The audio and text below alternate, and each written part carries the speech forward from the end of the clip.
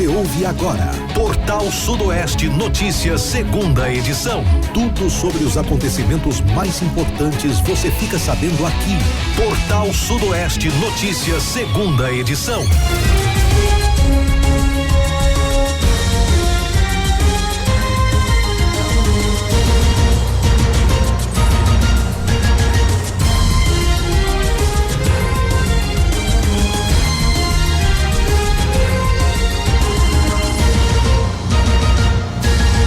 Uma excelente tarde para você ligado na Portal Sudoeste 104,3, quarta-feira, 19 de agosto de 2026.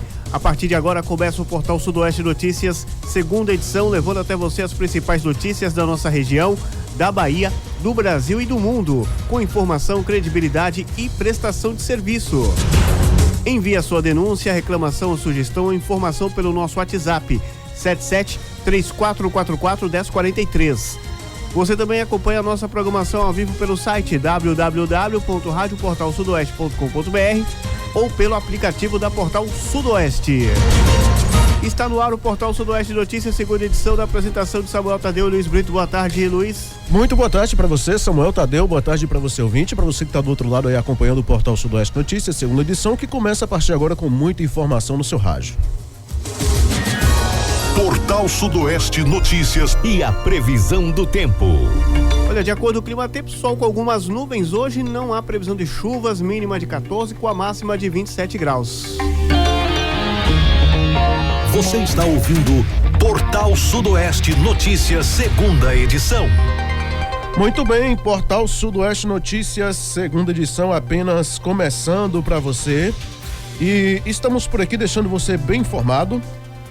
É claro que você participa também pelo nosso telefone 77-3444-1043. Fique à vontade, mande para cá a sua denúncia, a sua reclamação. Fique à vontade, estamos aqui para melhor te atender. E aí, Samuca, previsão do tempo, pelo visto, vai continuar a mesma coisa nos próximos dias, né? Segundo o Climatempo aqui, teremos aqui durante a semana, amanhã, mínima de 15 com a máxima de 28. Sexta-feira aumenta um pouquinho, chegando aí na marca dos 29. Já no final de semana vai aumentar, 31 graus, né? A máxima prevista aí. E domingo também 29. Muito bem, então tá aí. Gente, vamos começando as nossas pautas de hoje, agradecendo a sua companhia, a sintonia e a audiência. E a gente começa falando o seguinte, né? Vitor Bonfim e Ivana Bastos viabilizam 9,3 quilômetros de pavimentação asfáltica para Brumado. Olha, o município de Brumado vai receber um importante investimento em infraestrutura urbana. O aviso de licitação para execução de 9 quilômetros e 300 metros de pavimentação asfáltica no município foi publicado no Diário Oficial do Estado nesta quarta-feira, 19. A obra terá investimento superior a 10 milhões de reais. A iniciativa atende uma solicitação de Guilherme Bonfim e será concretizada por meio de parceria com o governo do estado, sob a liderança do governador Jerônimo Rodrigues e do trabalho conjunto dos deputados Vitor Bonfim e Ivana Bastos. A pavimentação vai contemplar as ruas em diferentes regiões de Brumado, entre elas Antônio Risério Leite, Manuel Fernandes dos Santos, Donizete Alves de Lima Azevedo, ainda a Ceará, a Eunísio Tanajura Meira, também Antônio da Silva, Felipe dos Santos, Antônio Jorge Cerqueira, Monteiro Lobato, Sargento Antenor, Padre Anchieta, São Cristóvão, Luiz da Gama, João 23, Maria Lobo, Dr. Chagas Diniz, ainda Major Jovino Brito, Pedro II, Teodelinda, a Teodelinda Revester, Rubens Ferreira da Silva, Concórdia, Antônio Neves, Rodrigo de Castro Leite, Zelita Pereira, Francisco Xavier Gama, Roque Ribas e Antônio Tanajura, além de intervenções na Praça João Romão, Praça Teófilo Alves de Lima e Vila Presidente Vargas. Para Vitor Bonfim, o avanço do processo representa uma conquista que terá impacto direto na rotina da população. Pavimentação significa mais mobilidade, segurança e dignidade para quem passa por essas ruas todos os dias.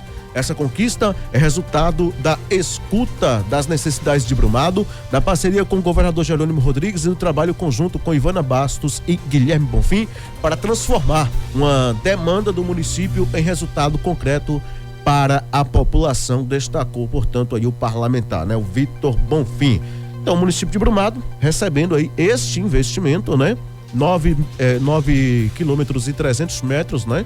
Aí desta pavimentação asfáltica, né? 10 milhões de reais, superior a 10 milhões de reais de investimento, viabilizados então, portanto, aí, né, através do deputado Vitor Bonfim, da deputada Ivana Bastos e também, é claro, aí, com essa parceria também, com essa articulação aí do Guilherme Bonfim. Muito bom aí para o município de Brumado, né? Essa chegada da pavimentação, e eu fico assim impressionado pela quantidade de ruas que tem aqui, né? Pela quantidade de ruas que serão aí beneficiadas com este investimento, tá bom? Agora 12 horas e 9 minutos, meio-dia e 9, gente. Vamos agora a Botuporã. A Operação Infância Protegida cumpriu aí mandados contra suspeitos de violência sexual lá no município de Botuporã e foi deflagrada nesta terça-feira 18. A gente traz agora para você os detalhes, né? A Polícia Civil da Bahia deflagrou na manhã desta terça-feira 18 a Operação Infância Protegida, voltada à investigação e ao combate de crimes de violência sexual contra crianças e adolescentes em Botuporã, aqui na região sudoeste. Durante a ação foram cumpridos mandados de busca e apreensão em 7 endereços localizados na sede e na zona rural do município. As medidas judiciais estão relacionadas a 8 investigados e apuram suspeitas de estupro de vulnerável, ameaça, produção e divulgação de conteúdo de natureza sexual envolvendo crianças e adolescentes. As investigações começaram em julho deste ano, após uma requisição do Ministério Público. Conforme as apurações, um dos investigados mantinha um relacionamento com um adolescente, né? Com um adolescente, teria induzido a vítima a permitir a gravação de atos de natureza sexual e o envio de imagens íntimas. Ainda segundo a Polícia Civil, após obter o material, o suspeito teria passado a ameaçar a adolescente utilizando a possibilidade de divulgar os vídeos e imagens nas redes sociais para constrangê-la a manter relações sexuais com outros homens. No decorrer das investigações, outras 2 vítimas foram identificadas. Durante o cumprimento das medidas judiciais, os policiais apreenderam 11 aparelhos celulares, um notebook e um pendrive. Todo o material foi encaminhado para a unidade policial e será submetido à extração de análise de dados. O procedimento deverá contribuir para o aprofundamento das investigações e para a identificação de outros possíveis envolvidos. A operação foi realizada pela Delegacia Territorial de Botuporã com apoio da 20ª Coordenadoria Regional de Polícia do Interior, a 20ª Corpim de Brumado, e das Delegacias Territoriais de Paramirim e também de Livramento de Nossa Senhora. Muita cara de pau, né? Conseguiu as fotos íntimas, ameaçou a vítima para poder forçá-la a ter relações com outros homens, né? No caso aí. E achou que não ia ser descoberto, que a investigação não iria atrás, né? Se deu mal, e agora aguardar, portanto, o aprofundamento dessas investigações com relação a essa situação aí. Tá bom, gente? Ok? Vamos lá, vamos prosseguindo por aqui, trazendo mais informações para você. Você notou queda no preço da gasolina aqui? Bom, ontem eu só abasteci um posto aqui da cidade, não reparei aí a queda, né, do preço. Então tá bom. A gasolina teve queda, viu, gente? De 3,47% aqui em Livramento de Nossa Senhora, tá bom? O preço da gasolina apresentou aí queda nas últimas 24 horas em Livramento de Nossa Senhora. A redução ocorre após a Selen, controladora da refinaria de Mataripe, anunciar uma diminuição nos preços da gasolina e do diesel na quinta-feira, dia 13. Segundo a empresa, a redução acompanha o recuo do preço do petróleo no mercado internacional e a adesão aos programas de subvenção do governo federal para os 2 combustíveis. Na refinaria baiana, a gasolina teve redução de aproximadamente 11,2% em relação à semana anterior. Com a adesão ao programa de subvenção, né, previsto na medida provisória 1358/2026, o litro passou a custar cerca de R$ 3,48, dependendo do mercado. Com a subvenção, o valor seria aproximadamente R$ 3,92 por litro para as distribuidoras. Aqui em Livramento de Nossa Senhora, no entanto, a redução registrada nos postos nas últimas 24 horas foi de 3,47%, passando da média de 7,79 para 7,51 por litro em um dos postos da cidade. Em outros estabelecimentos, o combustível é encontrado entre 7,66 e 7,74. A variação ocorre de acordo com cada posto e as condições de compra e comercialização. A Selen, né, também anunciou a redução no preço do diesel S10. O recuo foi de 0,8% na comparação com a semana anterior. A empresa já havia aderido ao programa de subvenção do governo federal para o produto previsto na medida provisória 1363. Com o benefício, o litro do diesel S10 na refinaria gira em torno de 4,56, dependendo do mercado. Sem a subvenção, o preço seria de aproximadamente 5,68 por litro, né? Por litro. Apesar da redução anunciada na refinaria, o valor final pago pelo consumidor pode variar conforme custos de distribuição, impostos, margens dos postos e demais fatores que compõem o preço dos combustíveis. Eu vou ser sincero para vocês. Queda de 11,2% na refinaria. E aqui o preço final para o consumidor aqui em Livramento não está chegando nem 3,5%, é um absurdo. É uma pouca vergonha um negócio desse aí. Eu vou te falar a verdade. Lembrando, isso é um dos postos só, né? Essa queda chegou aí a 3,47% foi apenas um dos postos. Porque os demais caiu bem menos ainda, né? Tem uns vendendo a 7,60, outros a 7,60 e alguma coisa, 7,74 e por aí vai. É vergonhoso. Aí o pessoal diz, não sei o que, o preço do combustível é caro por causa dos impostos do governo federal e do governo do estado. Quer dizer, o governo federal fez uma subvenção, 11,3%, mas quando chega para o consumidor a queda não chega a esse valor. E aí, fica onde esse desconto? É isso que eu não consigo entender. Porque poderia dizer, mas o preço caiu no litro da gasolina, o litro do diesel não caiu. Caiu também, cara. Caiu também. Porque a desculpa é essa, tem o frete, tem não sei o que e tal. Sim, o frete a gente sabe que são nos caminhões, mas o diesel também caiu. E como é que esse desconto de 11,2% não chega a 3,5% aqui para o consumidor?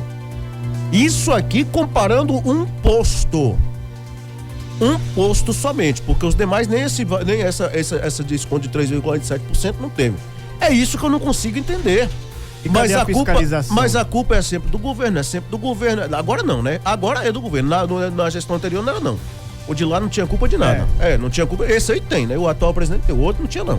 Mas a conversa é uma só, né? Pros contras, a culpa é sempre do governo. A culpa é sempre do governo, é o governo federal, é o governo estadual, é o governo federal, é o governo estadual. Aí o governo vai lá e, não, vamos fazer uma subvenção aqui, beleza. Quanto é a subvenção? 11 e cacetada por cento. O que é de desconto? Se fosse passar total esse desconto aqui, você tem noção? 7,69, melhor dizendo, 7,79 que a gasolina estava aqui, daria R$1 de desconto praticamente, seria 6,69. Isso. Aí você vai olhar, não, continua 7,51 em um posto da cidade, os demais oscilando 7,60, 7,74 e tal. É uma vergonha. Aí a gente pergunta, cadê a fiscalização? Cadê a fiscalização? Eu acho engraçado que fiscalização, quando vem, que é uma raridade, é uma vez na vida, outra na morte, vem até Brumado, vem até Caetité. Aqui não tem, né? Aqui não tem regularidade nenhuma, nunca teve, graças a Deus, porque Livramento é uma cidade maravilhosa, nunca teve.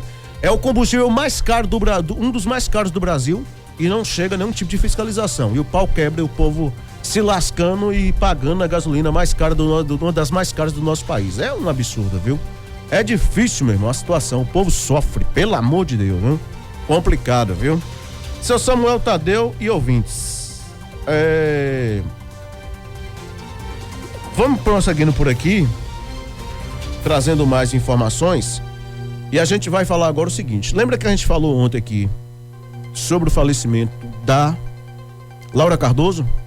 Uma das grandes atrizes aí do nosso Brasil. Uhum. Infelizmente, perdemos outra, né?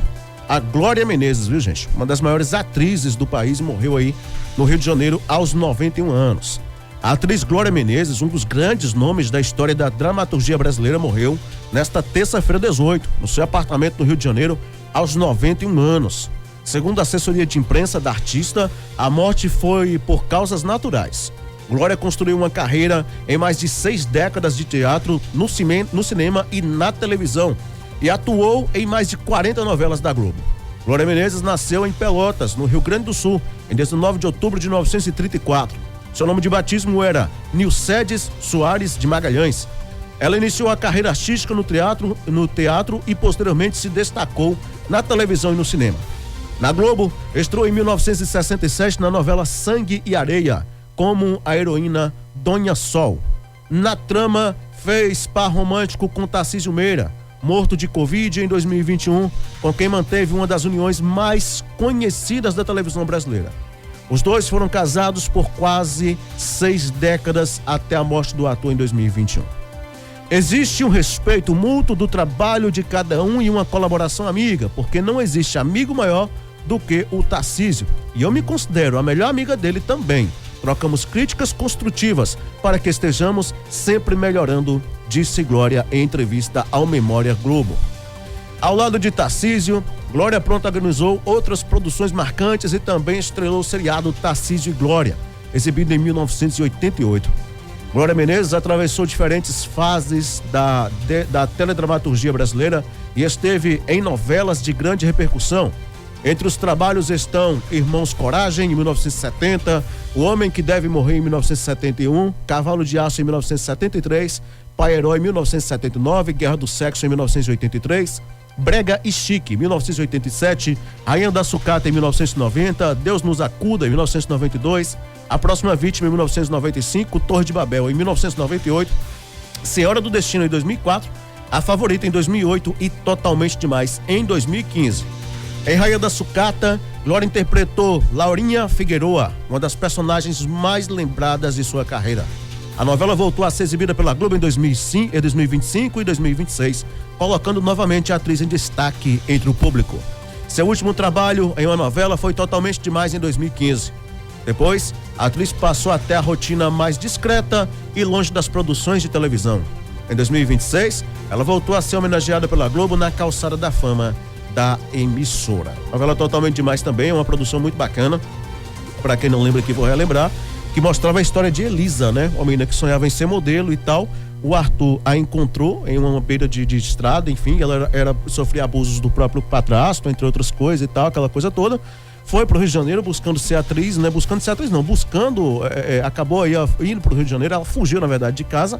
E lá, o rapaz lá, o Arthur, acabou encontrando e levou para o ramo da moda, mas enfrentou diversas dificuldades, né? Inclusive aí, algumas pessoas, a própria Carolina, que era a Juliana Paz, tentando passar a perna nela, porque não queria que ela fosse atriz, não queria que ela ganhasse o concurso Totalmente Demais, né? Por ciúmes lá do galã, né?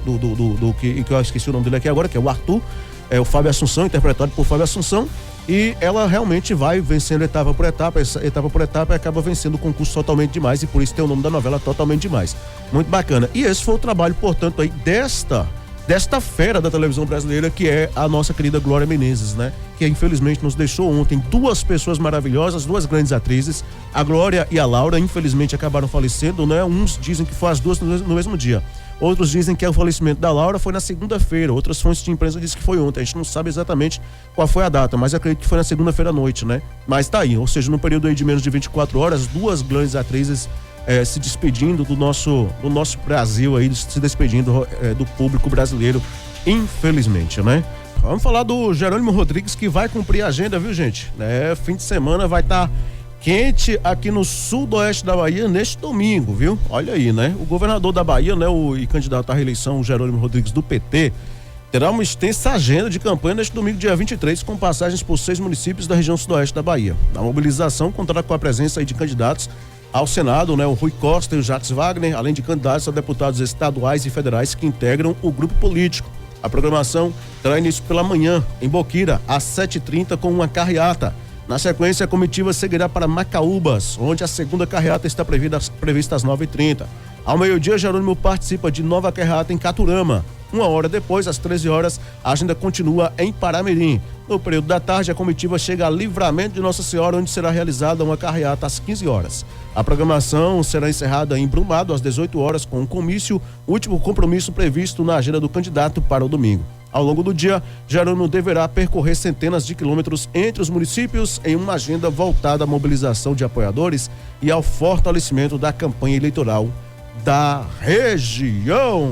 Rapaz, fico imaginando como é que não vai estar essas cidades aqui no domingo, viu? Menino. Boquira, Macaúbas, Paramirim, Livramento, Brumado. Vai ferver. Rapaz, viu?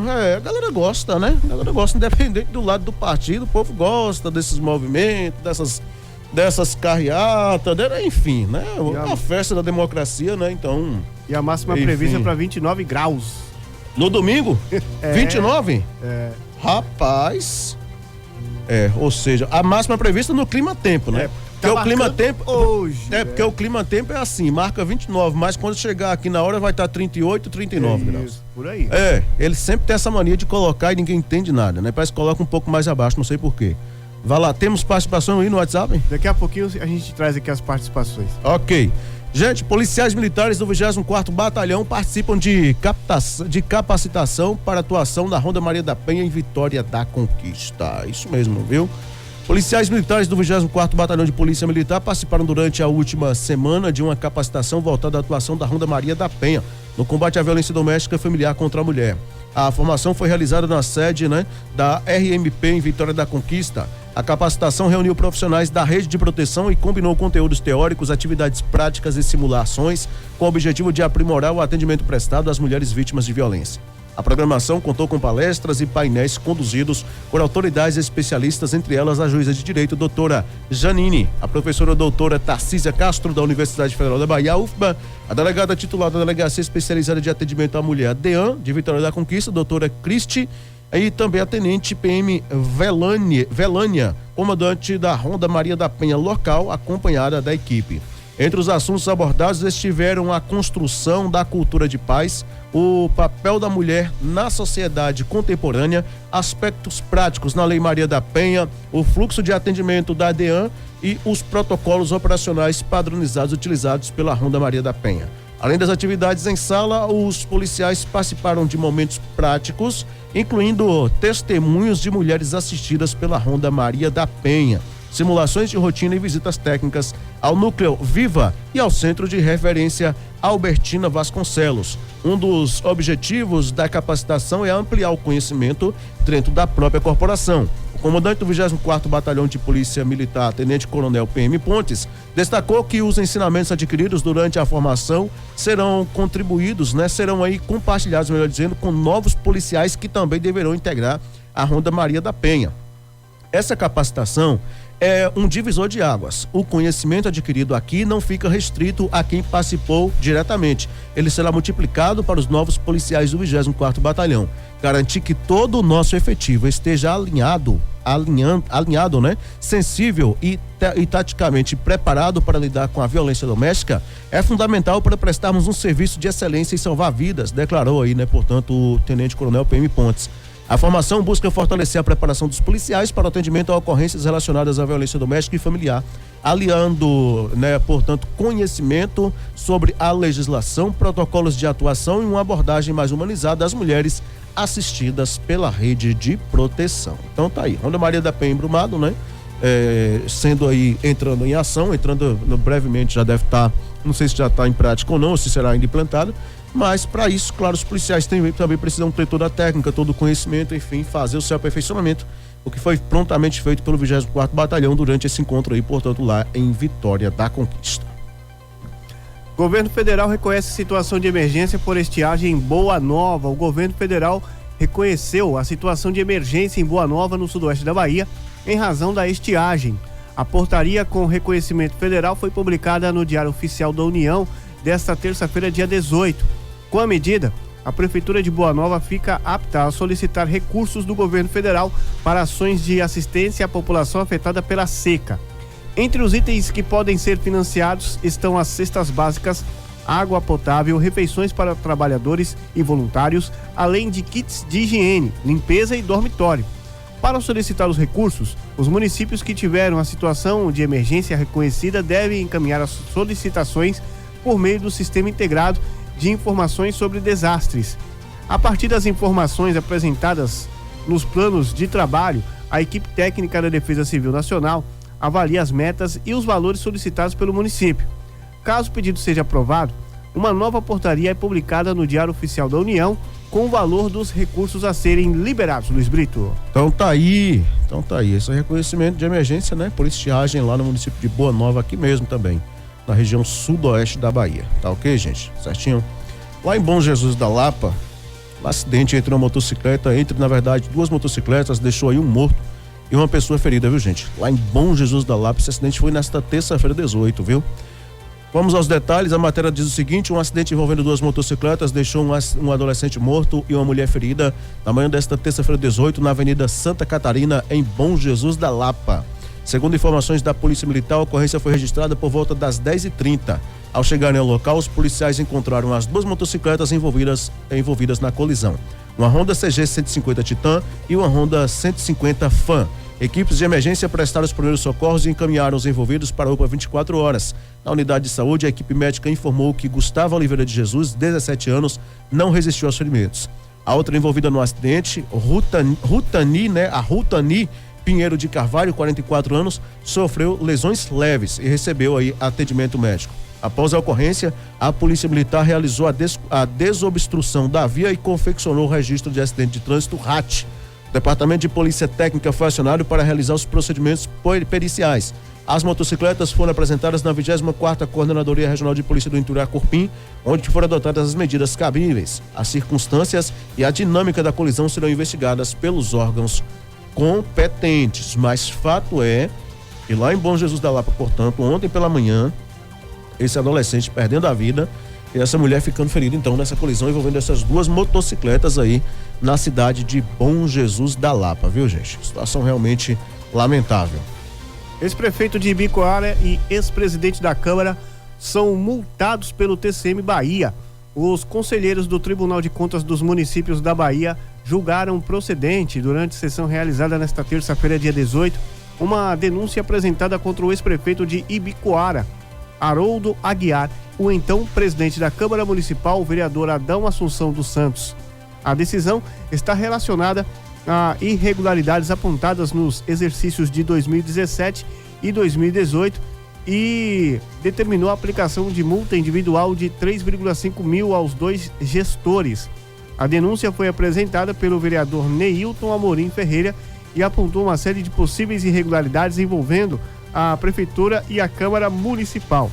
Entre os fatos denunciados estavam a suposta contratação de funcionários fantasmas, locação irregular de veículos e imóveis, consumo excessivo de combustível, prática de nepotismo, pagamento indevido de diárias e contratação de serviços de assessoria jurídica, sem comprovação do requisito de notória especialização e também com valores considerados excessivos. Após a análise da documentação e a realização da inspeção no local, a equipe técnica do TCM Bahia confirmou irregularidades em contratações realizadas pela Prefeitura por meio de dispensa de licitação. Segundo a análise do tribunal, não foi apresentado o decreto de emergência ou calamidade pública que justificaria a adoção da contratação direta. No voto que relatou o processo, o conselheiro Paulo Rangel considerou que a audiência da documentação relacionada à situação emergencial caracterizou burla ao procedimento licitatório. Também foram identificadas irregularidades na contratação, tanto pela Prefeitura quanto pela Câmara Municipal, da empresa Ferraz Cardoso Sociedade Individual de Advocacia para a prestação de serviços de assessoria jurídica. De acordo com o voto do relator, não ficou comprovada a singularidade dos objetos contratados e também não foram apresentados relatórios que demonstrassem as atividades desenvolvidas pela banca de advogados. Diante das irregularidades identificadas no processo, os conselheiros do TCM Bahia julgaram procedente a denúncia e determinaram a aplicação de multas individuais de 3,5 mil ao ex-prefeito Haroldo Aguiar e ao então presidente da Câmara, Adão Assunção dos Santos. A decisão ainda não é definitiva, uma vez que cabe recurso, Luiz Brito. Ainda cabe recurso? É isso que eu não entendi. Agora... É isso que eu não entendi. Gente, que loucura, viu? Que loucura. Pela a quantidade de irregularidades, né? Vamos lá, ó. Entre os fatos denunciados estavam, presta atenção, suposta contratação de funcionários fantasmas, locação irregular de veículos e imóveis, consumo excessivo de combustível, prática de nepotismo, pagamento indevido de diárias e contratação de serviços de assessoria jurídica sem comprovação de requisito de notória especialização e com valores considerados excessivos. Aí... Pagou a multinha de 3.500?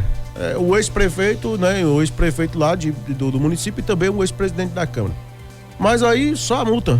Só a multa e ainda cabe recurso. Gente, pelo amor de Deus, Cadê a lei da ficha limpa? Todo respeito aí, né? Ao TCM, pelo amor de Deus, eu não consigo entender, sinceramente falando, né? Eu já, se constatado realmente aí toda essa situação, confirmando aí as informações, eu já mandaria logo o caso para o Ministério Público. Aí eu mandaria logo o caso para o Ministério Público.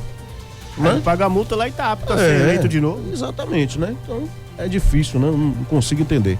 Temos aqui chegando denúncias, os moradores aqui de Tanagé estão pedindo segurança pública, Luiz Brito. O que está acontecendo? Estão pedindo aí segurança pública, estamos aqui precisando de polícia militar porque está acontecendo uns pequenos roubos aqui na região. Correto. Isso tem que pôr um fim.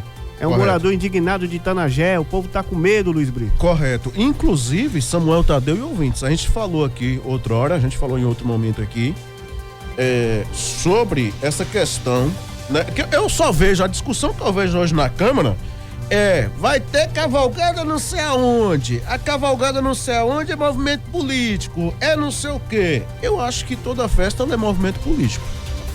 Com todo respeito aos organizadores de evento aí, mas eu vou te falar um negócio, praticamente hoje, quase toda festa, quando tem apoio do poder público, você pode ter certeza que é um movimento político. E o que a gente vê hoje, as câmaras debatendo, inclusive daqui de Livramento, é isso, né? É assuntos, é uma coisa, é outra, mas ninguém nunca toca no assunto de segurança. Ninguém nunca fala que Iguatemi tinha um posto policial, um posto de apoio da PM, que não tem mais lá. Quer dizer, por que não coloca? O município de Livramento hoje é grande.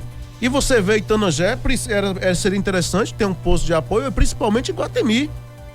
Infelizmente não tem. E o povo fica sofrendo aí na mão dos vagabundos, nas mãos aí dos vagabundos, porque eles aproveitam que a cidade está bem resguardada, a zona rural realmente é extensa, né? Não tem o policiamento ostensivo e aproveita para poder fazer do cidadão de bem gato e cachorro, né? Fazendo aí, aprontando umas e outras com o povo aí, sem saber realmente o que pode acontecer. É uma loucura. E ninguém vê ninguém debatendo aí essa questão de segurança pública na zona rural do Livramento. Infelizmente, temos uma Câmara aí que parece que só interessa outros assuntos. Isso aí não interessa, não. Vá lá. Moradores agora lá de Brumado, né? A moradora está dizendo o seguinte, né? Gostaria que esse asfalto de Brumado chegasse à Rua Coronel Paulino Chaves. Peço aí aos radialistas para falar aí essa nota aí. Muito bem. Tá aí, asfalto, né? Que vai ser isso lá nessa obra aí. Tem mais aí? Pode seguir. Ok. Vamos prosseguindo por aqui, gente, trazendo mais informações, dando sequência aqui com as nossas pautas, né? Fica à vontade você também para poder participar. Vendedor de semijoias é encontrado morto em área de mata após 9 dias desaparecido em Itapetinga. O corpo do vendedor, representante comercial de semijoias, Jailton Nargino, de Oliveira, 45 anos, foi encontrado no final da tarde de segunda-feira 17 em uma área de mata no bairro Vila, em Itapetinga, aqui no sudoeste da Bahia. Ele estava desaparecido desde o dia 8 de agosto. Jailton foi visto pela última vez por volta das 14h30 nas proximidades de uma rua sem saída no final da Avenida das Indústrias, no bairro Nova Itapetinga. Na ocasião, ele carregava um monstruário de semijoias. De acordo com informações levantadas durante as investigações, imagens de câmeras de monitoramento e depoimentos indicaram que o vendedor teria reagido a uma investida criminosa e seguido para uma área de difícil acesso próximo ao rio Catolé. Desde o registro do desaparecimento, equipes da Polícia Civil realizaram diligências em busca de informações que pudessem ajudar a localizar a vítima. Durante o trabalho investigativo, foram encontrados vestígios que teriam relação com Jailton, entre eles manguitos de proteção e folhas de talonário, né, utilizadas aí para pedidos. As buscas foram intensificadas nesta segunda-feira 17, né, foram intensificadas ainda na segunda-feira, contando aí com o apoio de mergulhadores do Corpo de Bombeiros de Itabuna e de cães farejadores da CIP Sudoeste da Polícia Militar. Durante as buscas em terra, as equipes localizaram um ponto no interior da mata onde havia forte odor e sinais de solo revolvido. Diante dos indícios, o Departamento de Polícia Técnica foi acionado. O local foi isolado e os peritos realizaram os procedimentos necessários para escavação e remoção do corpo. Posteriormente, foi confirmado que se tratava de Jailton Nergino de Oliveira. A investigação está sendo conduzida pela primeira Delegacia Territorial de Itapetinga. Entre as principais linhas de apuração estão os crimes de latrocínio, caracterizado pelo roubo seguido de morte e ocultação de cadáver. A Polícia Civil continua realizando diligências para esclarecer as circunstâncias da morte, identificar os responsáveis e determinar a dinâmica do crime. Então, portanto, tem essa hipótese dele ter reagido a essa ação criminosa. A gente fala sempre, gente, as forças de segurança sempre dizem, em caso de ação de criminosos, não reajam. E as pessoas acabam ainda, em alguns momentos, reagindo, né? No caso, tudo indica que ele tenha sido aí vítima de latrocínio, ou seja, tentativa de roubo, né? Mas ele acabou reagindo, então, além de roubar, os criminosos lhe tiraram a sua vida e enterraram o corpo. Negócio aí absurdo, realmente, viu? 27ª Corrida Ecológica Brumado a Rio de Contas acontece em setembro. O mês de setembro será marcado por mais uma edição de uma das principais provas de ciclismo da Bahia. No dia 27 de setembro de 2026, atletas profissionais e amadores de diversas partes do país estarão reunidos para disputar a 27ª Corrida Ecológica Brumado a Rio de Contas. Competição que já faz parte do calendário esportivo baiano e se consolidou como uma das principais celebrações do ciclismo no estado. Realizada sob supervisão da Federação Baiana de Ciclismo e organizada pela Associação de Esportes da Bahia, a prova terá percurso de aproximadamente 80 quilômetros, marcado por desafios que exigem resistência física, preparo técnico e concentração dos participantes. A largada será em Brumado, nas proximidades do BH Atacarejo, com chegada na histórica cidade de Rio de Contas, na Chapada Diamantina. Um dos principais desafios da competição está concentrado nos quilômetros finais do percurso. Os ciclistas terão pela frente cerca de 9 quilômetros de subida na Serra das Almas, trecho considerado decisivo para a prova e conhecido por exigir bastante preparo dos atletas. A subida também representa um dos momentos mais aguardados pelos participantes e pelo público que acompanha a competição. Idealizada e coordenada pelo ex-ciclista e empresário brumadense Ale Carlos Neves Pires, a corrida ecológica nasceu de um sonho e, ao longo de mais de 2 décadas, ganhou destaque no cenário esportivo nacional. A competição reúne atletas de diferentes níveis e modalidades, proporcionando espaço tanto para os profissionais quanto para ciclistas amadores. A programação contempla diversas categorias no ciclismo, também de estrada, incluindo Open Sub-20, 30 Master, A1, A2, B1, B2, C1 e C2, veteranos e peso pesado. Para atletas acima de 90 quilos, no Mountain Bike MTB estão previstas as categorias Sub-20, Júnior, Master, veteranos... Sub-30, né? Sub-30, muito obrigado. Também o e-bike, turismo masculino e peso pesado. A competição também contará com a categoria cicloturismo nas modalidades masculina e feminina.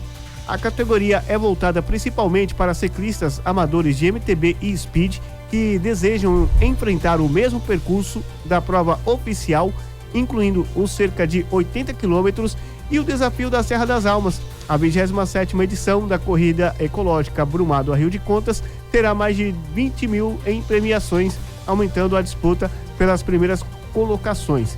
Além de incentivar a prática esportiva, o evento também contribui para movimentar a economia regional, especialmente os setores de turismo, comércio e hotelaria de Brumado e também da Chapada Diamantina.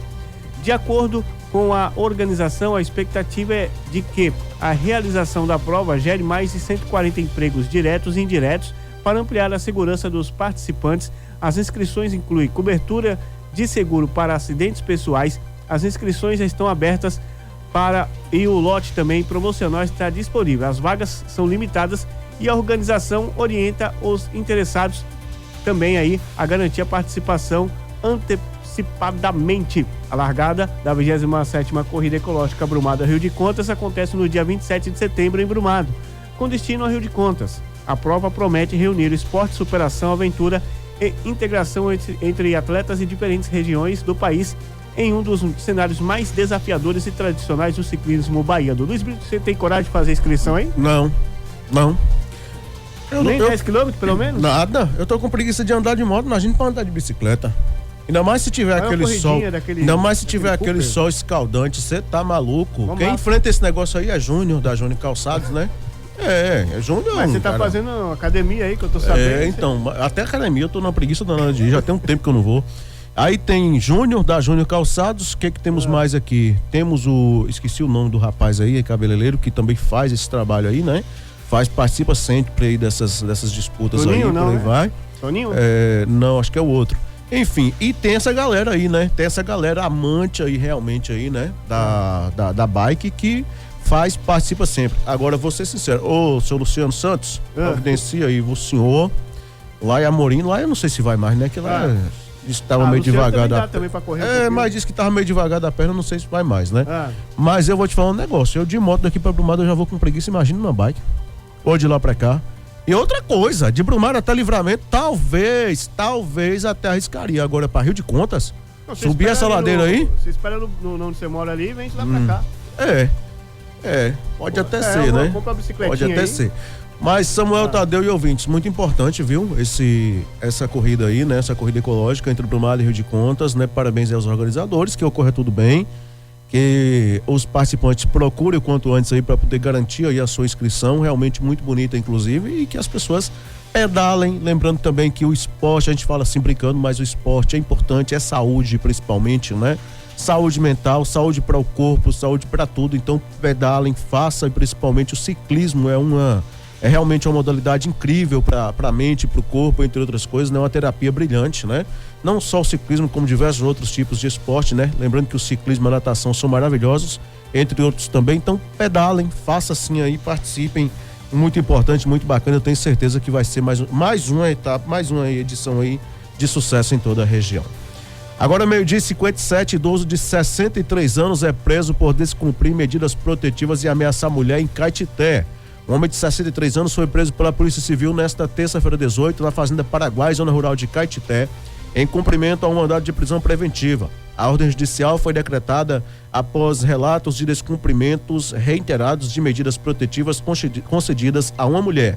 Conforme a decisão da Justiça, o homem estava proibido de se aproximar, manter contato e frequentar a residência ou o local de trabalho da vítima. Ainda segundo o processo, ele teria invadido a residência e o terreno da mulher, feito ameaças de morte e passado em frente à casa exibindo uma faca. Diante da reincidência das condutas, o Ministério Público pediu a prisão preventiva, posteriormente decretada pela Vara Criminal de Caetité. Após diligências, policiais civis localizaram o homem em uma residência e cumpriram a ordem judicial. Ele foi encaminhado à Delegacia Territorial de Caetité e permanece à disposição da Justiça. Boa coisa, ele não queria passando de frente o trabalho da mulher com a faca na cintura, né? Boa coisa, ele não queria. Vamos aguardar agora para ver se permanece preso ou se já vai ser solto, né? Esse aqui é o problema. Bancários aprovam greve nacional por 24 horas na quinta-feira. Olha só, viu, gente? Bancários aprovaram em assembleias realizadas na segunda-feira 17, em diferentes regiões do país, uma paralisação nacional de 24 horas para esta quinta-feira, dia 20. A decisão ocorreu após a categoria rejeitar a proposta apresentada pela Federação Nacional dos Bancos, a FENABAN, durante as negociações da Campanha Nacional Unificada de 2026. As negociações entre representantes dos trabalhadores e dos bancos continuavam e, portanto, nesta terça-feira 18. A categoria também tem reuniões previstas com o Banco do Brasil e Caixa Econômica Federal nesta quarta 19 e com o Banco Nacional de Desenvolvimento Econômico e Social, BNDES, na sexta-feira, dia 21. Entre as reivindicações dos bancários estão aumento real dos salários, valorização da participação nos lucros e resultados e dos tickets, manutenção dos empregos e das agências, além de combate às metas consideradas abusivas e às condições de trabalho que podem contribuir para o adoecimento dos empregados. A categoria também cobra melhores condições de trabalho e saúde e igualdade de oportunidades. As entidades sindicais afirmam que não devem aceitar a proposta sem avanços considerados concretos nos principais pontos da negociação. A paralisação foi definida após a FENABAN não apresentar um índice de reajuste salarial na última rodada e colocar em discussão o congelamento do piso de entrada para novos bancários. Também foram discutidos reajustes diferentes para 3 faixas salariais sem definição de percentuais ou critérios. Então, pode haver essa paralisação amanhã, né? Dia 20, né? Portanto, por 24 horas, né? Por 24 horas. O que temos aí, senhor? Nosso WhatsApp. Boa tarde, Luiz Brito, aqui é João Cruz, aqui do Jardim Engenho. E aí, como é que tá? Tudo bem vocês aí? Samuel, não sei se é que tá aí hoje, que eu não tô ouvindo o rádio agora. Isso mesmo. Mas eu tava ali, vi você falando de preço de gasolina. Pois é, rapaz, a gasolina eu vi passando na televisão aqui agora esses dias, no celular também falando, que a gasolina tinha baixado, aí tem lugar perto aqui de Conquista, não sei onde, que um litro de gasolina tava 6,80, 6,20 um litro. Aqui a gente vai botar uma gasolina no carro, na moto, aí um litro de gasolina tá 7 e tanto, moço. Tem cabimento não, é o Brasil, né? Por que uns tantos abaixo e outros não? Aí é complicado, né, rapaz? Só Deus para nos ajudar, né? Mas é assim mesmo, né? Valeu aí, fica todos com Deus aí, viu? Valeu, meu amigo. Uma boa tarde a todos. Infelizmente, essa é uma realidade, né? É uma realidade. As pessoas comentam, né? Eu passei em tal cidade, tava mais barato do que no Livramento. Passei não sei aonde, tava mais barato do que o Livramento. Ou mesmo, né, Brumado e tal, não sei o quê. Infelizmente, a nossa região com esse combustível lá nas alturas, né? E o pessoal sem entender o porquê desse combustível aí realmente aí tão com preço tão alto, né? Situação realmente lamentável, mas é aquela coisa, né? Eu não sei nem o que justifica essa discrepância, né? Nessa questão aí dos preços. É uma situação realmente aí lamentável, viu? Tem mais aí, seu Samuel? Olha, temos aqui, deixa eu ver aqui. Olha, bom dia. Todo domingo é cavalgada, mas os exames, cadê os exames que faz aí o protocolo nos PSF? Fica esquecido na central. Estou falando de Arrecife, de Livramento. O Arrecife tá esquecido, Luiz Brito. Muito bem, muito bem. Mais um distrito, né? Arrecife, salvo engano, mais um distrito, né? Acho que os distritos de Livramento, se eu não estou enganado agora, né? Arrecife, São Timóteo, né? Itanangé, Iguatemi, esqueci de outro aqui. Então tá aí, né? E o pessoal cobrando, né? O pessoal cobrando essa questão aí, né? Então tá aí. Agora com a palavra a Secretaria de Saúde do município. Temos mais? Boa tarde. Tô ouvindo também. Até que eu tô abastecendo meu carro com álcool. Aí. Tanto faz como aqui em Livramento. No momento, tá mais pra abastecer com álcool do que com a gasolina. Porque a gasolina tá um preço aí que abaixou o preço e os donos do posto aí não abaixam. Infelizmente é isso aí. É difícil. Olha. Deus ilumina. Pronto. Eu só fico sorrindo só. A justiça de Deus é divina, tarda, mas não falha. Pronto. Ô, gente, é o seguinte, no caso do álcool, tem que o carro ser flex, né? Se não for carro flex, não vai álcool no caso, né? E aí também você tem que fazer aquela conta, né? De dividir o preço do álcool pelo preço da gasolina e tem que dar acima de 0,70%. Se der a mais, não compensa abastecer com gasolina, entendeu? Vamos colocar aqui, por exemplo, né? Eu acho que há um pouco tempo atrás parece que estava o etanol 4,55 em alguns postos aí. E aí se você pegar para dividir por 7,79, que era o preço da gasolina, tava dando 0,58. Então aí compensa abastecer com álcool, né? Você pega o preço do álcool, divide pelo preço da gasolina, se der abaixo de 70, 0,7%, ou seja, 0,70%, você compensa realmente abastecer com álcool. Agora, detalhe, para isso o pessoal também tem que ter o carro flex, né? Porque nem todo carro não aceita álcool, aí que tá o grande problema. E o consumo do álcool não tem aquele rendimento igual a gasolina, né, Luiz? Ainda tem essa questão, né? Mas a maioria dos carros hoje, principalmente os flex, eles andam bem, por incrível que pareça, no álcool, né? Viajam bem no álcool, né? Não tem o mesmo rendimento, mas viajam bem pra caramba também. Tá ok? Então fez a divisão, bateu 0,70 ou abaixo, compensa. Se passar de 0,70, deixa quieto, abasteça com gasolina mesmo, tá bom? Continha simples, é só pegar o preço do etanol e dividir pelo preço da gasolina, certinho, gente? Ok? Vamos lá, vamos prosseguindo por aqui, tem mais? Sim, é só mais uma aqui. Vai lá. Ontem nós falamos lá do Boqueirão, Santa Bárbara, né? O pessoal caçando lá e... Isso, comentamos, que inclusive eu falei pro pessoal que tinha que fazer a denúncia, né? Porque se você não fizer a denúncia, não vai adiantar de nada. Passa novamente aí o contato da PM. Pronto, daqui a pouquinho eu vou estar procurando aqui o número do telefone da Polícia Militar para poder passar novamente. Mas por que tem que ter, Samuel e ouvintes, tem que ter toda essa questão aí, essa questão de você fazer a denúncia? Porque às vezes a polícia faz rondas, vai lá e faz o flagrante, encaminha o cara para a delegacia. Aí o que ocorre? O cara não fica preso. Aí perguntam, questionar por que o cara não ficou preso. Quando você vai ver, não tem denúncia nenhuma, não tem nada feito lá. Então é importante que as pessoas registrem isso formalmente na Polícia Civil, através do boletim de ocorrência, ou mesmo acione a Polícia Militar no ato, no momento que tiver lá, para poder fazer o flagrante. Vai lá. Pode seguir. Então tá aí. Gente, vamos prosseguindo por aqui, falando o seguinte: Anvisa aprova novas canetas de semaglutida com promessa de preços mais baixos. A Agência Nacional de Vigilância Sanitária, Anvisa, aprovou na última segunda-feira, 17, 2 novos medicamentos injetáveis à base de semaglutida sintética, substância utilizada no tratamento de diabetes tipo 2 e da obesidade. Com a decisão, a farmacêutica EMS foi autorizada a comercializar o genérico do Ozivy, primeiro medicamento com semaglutida sintética registrado no país. A expectativa é que a concorrência contribua para a redução dos preços no mercado. A Anvisa também concedeu registro aí ao Semaclic, medicamento similar produzido pela Germed, né? Empresa do grupo EMS. Diferentemente aí do genérico, o produto poderá ser comercializado com nome próprio.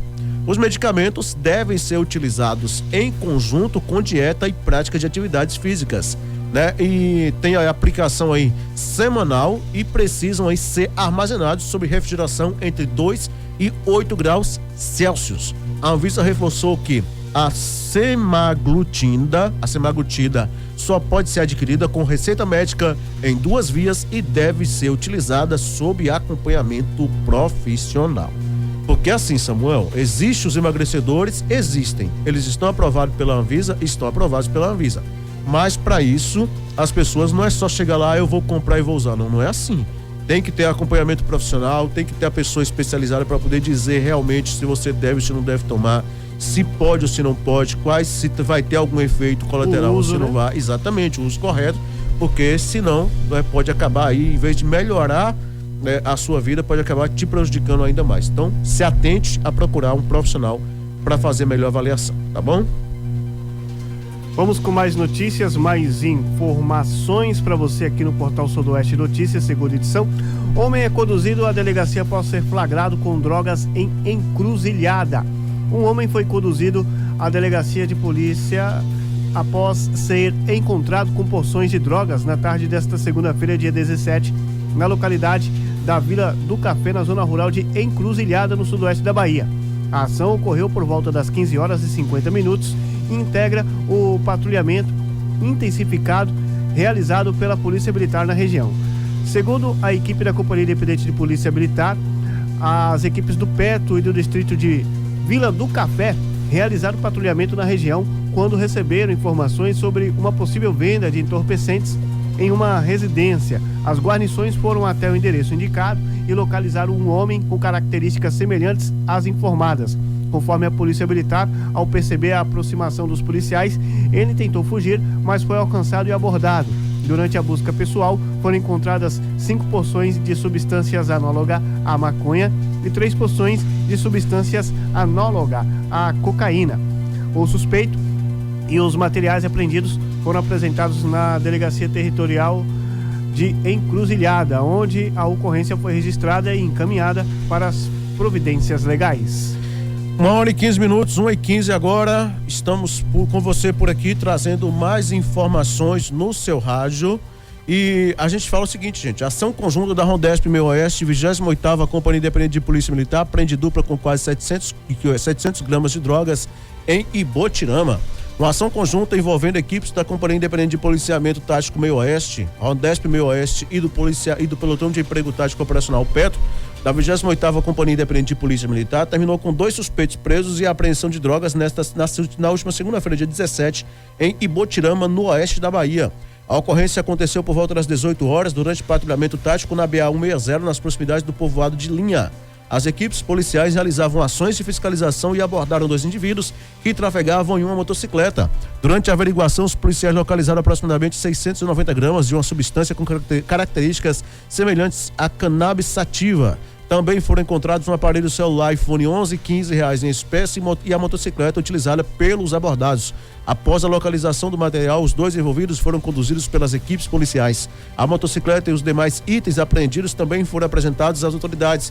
Todo o material, juntamente com os conduzidos, foi encaminhado à Delegacia Territorial de Ibotirama, responsável pela adoção das medidas cabíveis. Então, aí, né? Mais drogas sendo apreendidas, dessa vez lá em Ibotirama, lá na região oeste da Bahia. Polícia Militar realmente fazendo a apreensão de drogas atrás da outra, infelizmente, em diversas cidades aí da nossa região, né? Vamos falar o seguinte, a Operação Ponto de Controle amplia a fiscalização e alcança 27 empresas em Vitória da Conquista e Jequié. Em seu segundo dia de operação, melhor dizendo, a Operação Ponto de Controle, deflagrada pela Polícia Civil na segunda-feira 17, já fiscalizou 27 empresas em Vitória da Conquista e Jequié.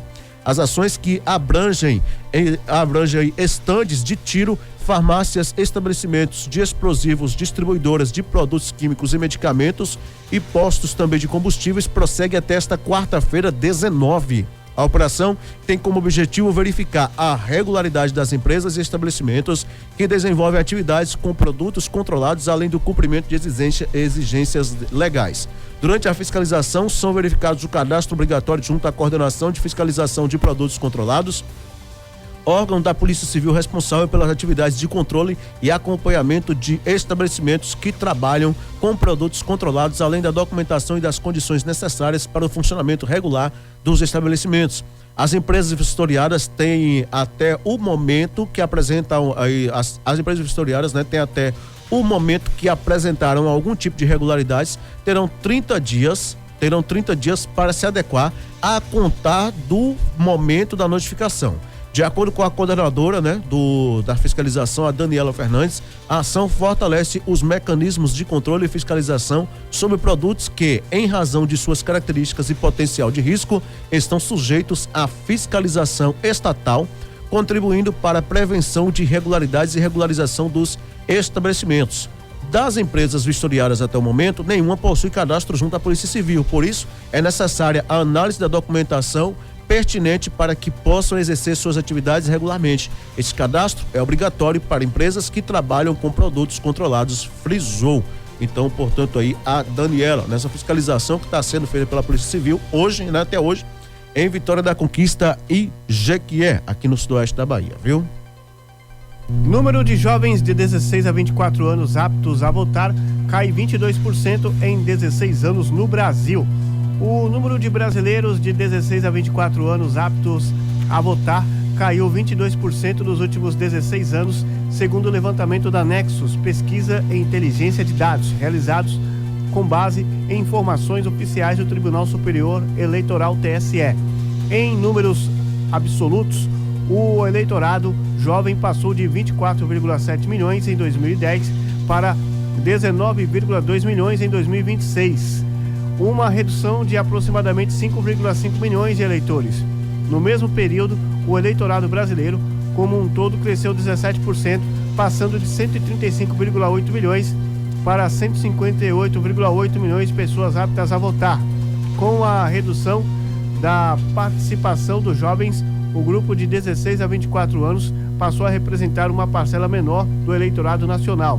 Em 2010, essa faixa etária correspondia a 18,2% dos eleitores. Em 2026, a participação caiu para 12,5%. O levantamento também evidencia o envelhecimento do eleitorado brasileiro. Em 2014, a quantidade de eleitores com mais de 60 anos ultrapassou pela primeira vez o número de jovens de 16 a 24 anos. A diferença aumentou nas eleições seguintes. Para 2026, são estimados 36,8 milhões de eleitores com 60 anos ou mais, contra 19,2 milhões de jovens entre 16 e 24 anos. Com isso, os eleitores acima de 60 anos representam atualmente 23,2% do eleitorado, enquanto os jovens correspondem a 12,5%.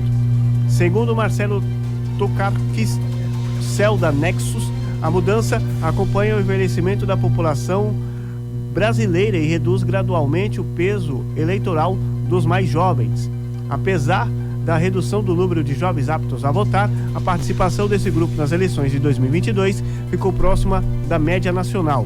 Dos 21,5 milhões de brasileiros da geração Z que tinham entre 16 e 24 anos naquele período, cerca de 17 milhões compareceram às urnas no primeiro turno, o equivalente a 78,9%. Entre os jovens de 18 a 24 anos, faixa em que o voto é obrigatório, o comparecimento foi de 78,5%. Já entre os eleitores de 16 e 17 anos, para quem o voto é facultativo, a participação chegou a 82,9%. A média geral do comparecimento no primeiro turno de 2022 foi de 79,1%. De acordo com a Nexus, a redução da participação dos jovens ocorre em um cenário de crescimento do eleitorado mais velho. A mudança na composição pode ter impacto nas estratégias eleitorais, especialmente em disputas acirradas. O levantamento foi produzido a partir do portal de dados abertos do TSE, com dados coletados em 1º de julho de 2026. Foram analisadas as informações sobre cadastramento eleitoral, comparecimento à abstenção entre 2010 e também 2026, Luiz Brito. O sistema de reconhecimento facial da Bahia ultrapassa a marca de 6.000 prisões. A tecnologia de reconhecimento facial utilizada pela Secretaria de Segurança Pública da Bahia já contribuiu para mais de 6.100 prisões. Os números foram apresentados na segunda-feira 17, durante uma reunião no Centro de Operações de Inteligência, o COI, pela Secretaria de Segurança Pública da Bahia, a SSPBA. Monitorada a parte do COI na sede da Secretaria de Segurança Pública, a ferramenta auxilia na localização de suspeitos de crimes como homicídio, tráfico de drogas, roubo e furto. Para tal, são mais de 5.000 câmeras distribuídas entre Salvador, região metropolitana e interior do estado, todas integradas às equipes dos Centros Integrados de Comunicações, os SICOMs. Além de atuar em pontos fixos e estratégicos, também opera em grandes eventos, tendo tanto na segurança ostensiva quanto na contagem de público em tempo real. O funcionamento do reconhecimento facial tem início na integração como base no Conselho Nacional de Justiça, CNJ. A Secretaria de Segurança Pública da Bahia mantém um banco de dados próprio, alimentado com imagens de pessoas com mandados de prisão em aberto, e assim que o sistema reconhece um rosto compatível com o da base, um alerta é emitido no COI, onde é realizado o georreferenciamento para acionar os agentes mais próximos do local. Para garantir a prisão e evitar abordagens indevidas, o processo conta com etapas de validação técnica antes do direcionamento final, com triagem e verificação. Caso o alerta tenha mais de 91% de efetividade, o suspeito é conduzido pela polícia para a delegacia e apresentado ao Poder Judiciário. E eu vou te falar um negócio que tem de gente que tem sido capturado com o tal do reconhecimento facial, não tá escrito, né? Você vê mais de 6.000 pessoas aí, né? Ultrapassando 6.100 capturados aí. Realmente é uma ferramenta muito importante que tem auxiliado a polícia aí, lado a lado, na captura dessas pessoas aí nocivas à sociedade, viu? Veículo furtado em Jequié recuperado pela Polícia Civil em Barra do Choça. Um veículo com restrição por furto e roubo foi recuperado pela Polícia Civil da Bahia na manhã desta terça-feira, dia 18, em Barra do Choça. O automóvel havia sido furtado no dia 9 de agosto no bairro Joaquim Romão, em Jequié, e estava anunciado para venda em uma plataforma digital com localização indicada no município. Após identificar o anúncio, equipes policiais realizaram diligências e localizaram o veículo nas proximidades da rodoviária de Barra do Choça. Durante a abordagem, 2 homens, um de 19 e outro de 45 anos, estavam na posse do automóvel. Aos policiais, os 2 alegaram desconhecer a existência da restrição e informaram que havia adquirido o veículo por meio de uma troca realizada com um terceiro. Eles foram conduzidos para os procedimentos cabíveis e responderão ao inquérito em liberdade. O automóvel foi apreendido e deverá ser restituído ao proprietário. As investigações continuam com o objetivo de esclarecer as circunstâncias da negociação, identificar a origem do veículo e responsabilizar os envolvidos no crime. A ação foi realizada por uma equipe da Delegacia Territorial de Barra do Choça, unidade vinculada à 10ª Coordenadoria Regional de Polícia do Interior, a 10ª Corpim de Vitória da Conquista, com apoio também da Delegacia de Repressão a Furtos e Roubos de Jequié, também ligada ao Departamento Especializado de Investigações Criminais, o DEIC. Você lembra daquele julgamento que a gente falou que aconteceria na sexta-feira lá em Jequié? Lembra disso? Sim. Olha, gente, o condenado por matar Viviane Fraga pegou aí 40 anos de prisão lá em Caetité, viu? O Carlos Eduardo Santos Oliveira foi condenado a 40 anos de prisão pelo assassinato de Viviane Fraga Souza, crime ocorrido em 24 de janeiro de 2025 em Caetité. A sentença foi anunciada na última sexta-feira, após julgamento no Fórum César Zama. O réu também foi condenado a pagar 50 mil de indenização à família da vítima. Viviane, de 21 anos, foi morta dentro de casa no bairro Prisco Viana após uma discussão com o condenado. Segundo a investigação da Polícia Civil, os 2 haviam retornado de uma festa quando a briga começou. Durante o conflito, ele agrediu a jovem e efetuou 3 disparos de arma de fogo que a atingiram no interior do imóvel. Viviane morreu ainda no local. Depois do crime, Carlos Eduardo fugiu de Caetité e passou a ser procurado. Ele foi localizado em 10 de fevereiro de 2025 na região administrativa de Água Quente, no Distrito Federal, durante a ação conjunta da Polícia Militar do Distrito Federal e da Força Tática da PM de Goiás. A vítima deixou 2 filhas, uma criança de 3 anos de um relacionamento anterior e um bebê de 3 meses, filha do próprio condenado. As duas permanecem sob cuidados da família materna. Com a decisão do júri, Carlos Eduardo começa a cumprir a pena imediatamente, sendo transferido, ainda na sexta-feira, dia 14, para o presídio de Brumado. A defesa informou que vai recorrer da sentença. Mas está aí, né? Então, a condenação desse camarada aí lá em Caetité. Ok, gente? Com essa informação, a gente está encerrando por hoje aqui o Portal Sudoeste Notícias, segunda edição, agradecendo a sua companhia, sintonia e audiência. Lembrando que mais informações você confere lá no nosso site, www.radioportalsudoeste.com.br, que você tem uma excelente, uma ótima, maravilhosa tarde. Amanhã a gente retorna com muito mais. Valeu, Samuel. Valeu, ouvintes. Boa tarde, Luiz Brito, a todos os ouvintes. Você ouviu Portal Sudoeste Notícias, segunda edição.